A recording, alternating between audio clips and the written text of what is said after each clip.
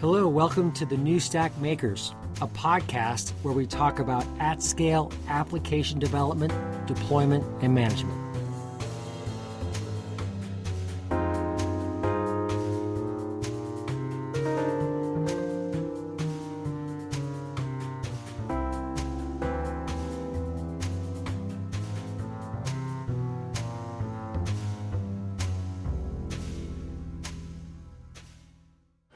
Hey, it's Alex Williams of the New Stack here at the Open Source Summit.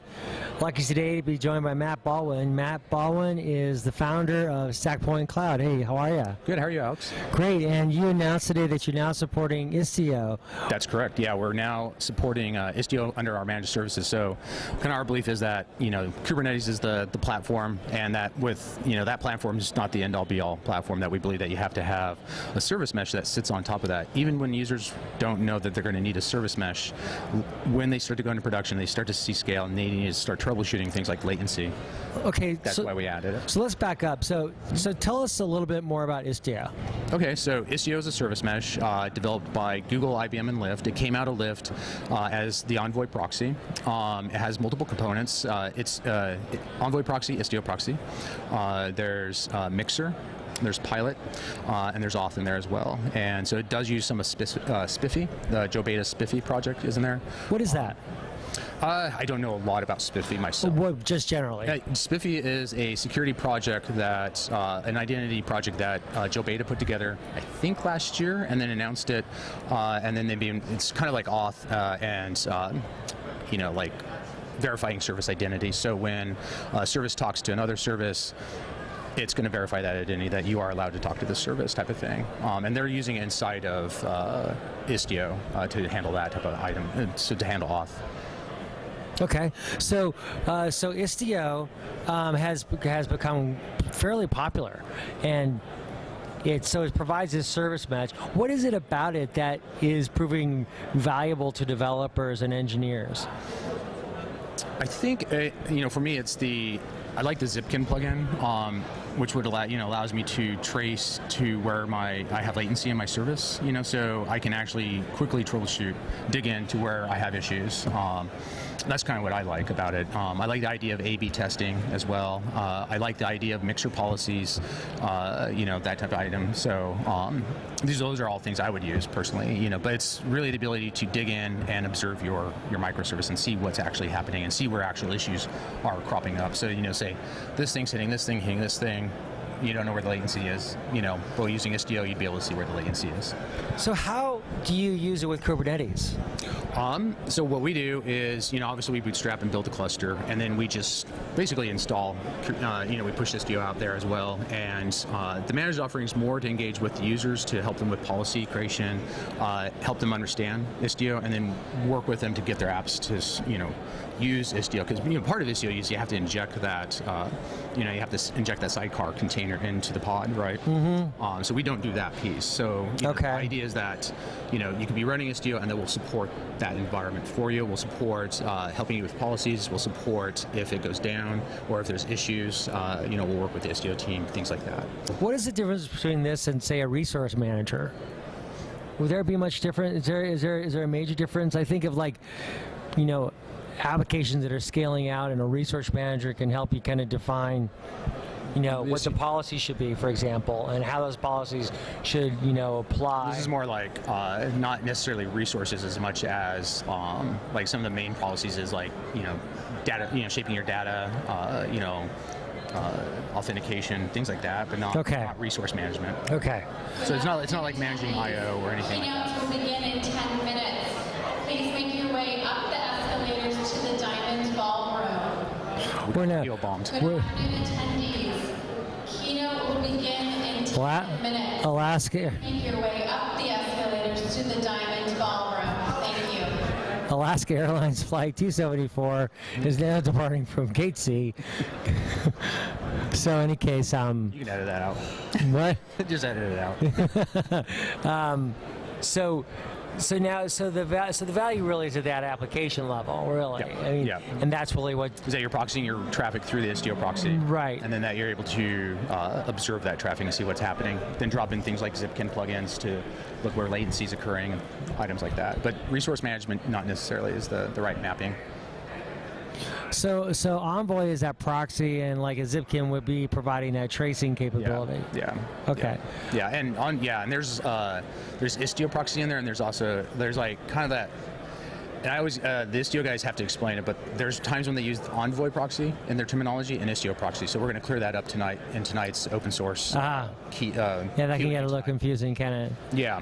But what we're seeing is they're at what are they at 0.2.1? Yeah, I was wondering how early it is. So they're really, really early. Yeah, so early. Kind of how I see it is they're walking across that bridge. So what are the aspects to the management that you'll provide for Istio? So eventually what we would like to do, so right now it's a lightweight integration, where we're trying to get customers, start to work with them, and then the hope is that we'll start to learn, more automation things that are required for them, for the users. But we do know where we want to start putting some focus, which is to start to pull up like mixer policies and things like that. The Istio CTL command line things, pull that all up into the interface so that you create a nice, easy way for people to manage those items out of Istio as well. Okay. So that's where we're going to head. Great. What is it about Istio that says to you about the maturity of the container ecosystem overall? What it tells me is that we already have a lot of companies like a lot of the car sharing companies that are doing, like Uber and Lyft are both running their own service meshes, right? At Right. very large scale. Right. And, that tells me that we're seeing large scale adoption of microservices, and that those who do large scale adoption, like scale to large deployments of containers, need something like Istio to troubleshoot things, to observe their environment, right? I'm not sure what Uber uses. They have a different service mesh. So I think it's something where users definitely don't know they probably need it yet, right?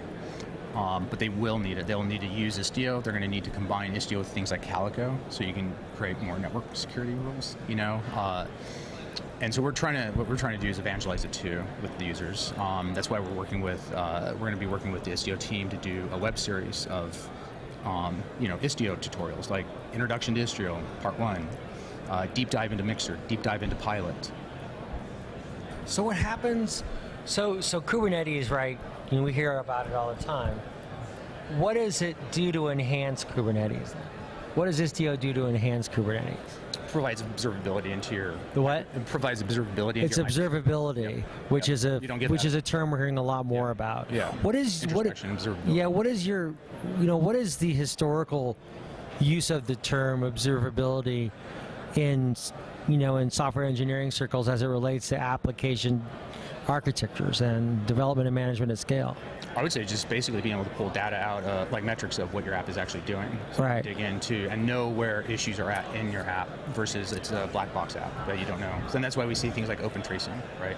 Right. And tracing, and that's why open tracing exists, is that all these vendors lock people into proprietary tracing solutions so that you can actually trace your stack and trace your issues, right? So how is it getting visualized? Like, what are some of the visualization methods that you're starting to see as you pull out all these metrics? For Istio? Yeah. There is no, as far as I've seen, There's no visualization. No visualization, no dashboard. So do you get can actually alerts? look at, like, Do you see alerts for things? Or like, Yeah, what you is can the look at- interface? Depending on the plugins, like Zipkin, you get an interface. You can actually trace things. But it depends on what you're using. Most of your interaction with Istio itself is going to be from the command line, Istio CTL. Mixer is going to be at the command line as well. Mixer, I can't remember what the command mixin is, but you'd be doing all that from the command line. What we want to do is create a visual wave. It's all about observability, isn't it? It really is, isn't it? Mm-hmm. It's just becoming such a matter of importance as these components scale and change all the time, right? Does the issue around, a lot of organizations are are anchored to their past, so to speak. I heard that term today. I like it. So they have legacy. They have environments that are 3, 5, 10, 15, 20 years old, right? And a lot of it requires, these applications have state, right? Yeah. And how does Istio kind of... Good afternoon. attendees, keynotes will begin in 5 minutes. 5 minutes. Please make your way up to the Diamond Ballroom. Diamond Ballroom. Just in case Good you. afternoon, attendees. Attendees. Keynotes will begin in 5 minutes.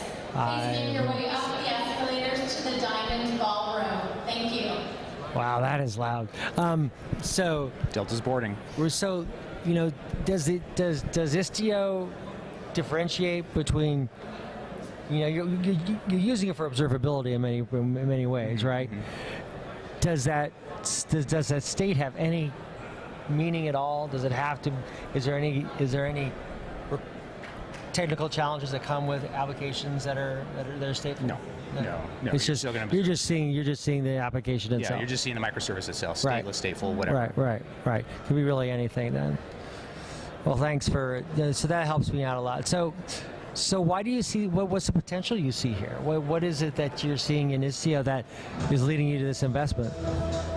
So the potential we see is mainly we're jumping into it because we're seeing a lot of excitement around it. We're getting a lot of inquiries through our meetups that we run. We've measured the interest in Istio through the meetups by hosting them, and any Istio meetup that we do, we get over 200 people.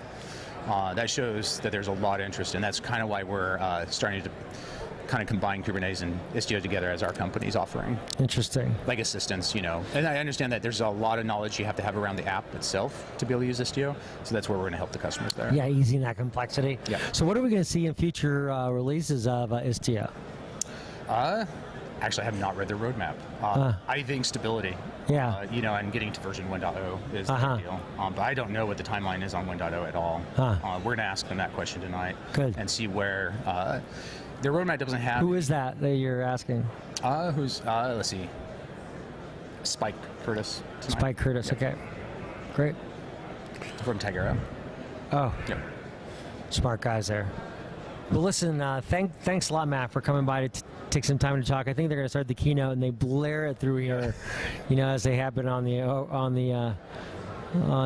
the announcements. So thank you so much, and congratulations on all your guys' success, and look forward to hearing more about what you guys are doing, and you're helping us track and what Istio is all about. Cool. Thank you. Yeah. Thanks, Matt. Thanks.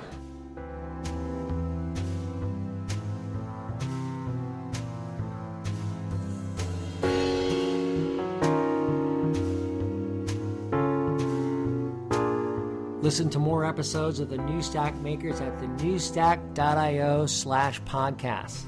Please rate and review us on iTunes, like us on YouTube, and follow us on SoundCloud. Thanks for listening, and see you next time.